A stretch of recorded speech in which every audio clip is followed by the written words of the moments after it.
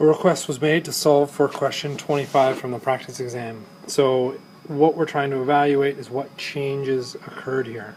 So things that I would identify, we've got UV vis and IR. So in UV vis, what I'm concerned about is pi bond absorption.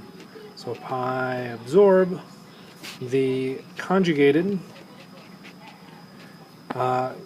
equals longer wavelength. Okay.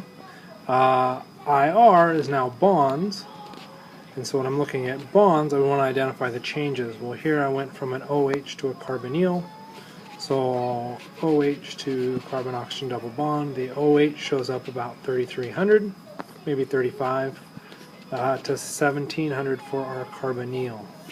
So if we go back and look at the questions, actually before we do that, it said conjugate equals longer wavelength.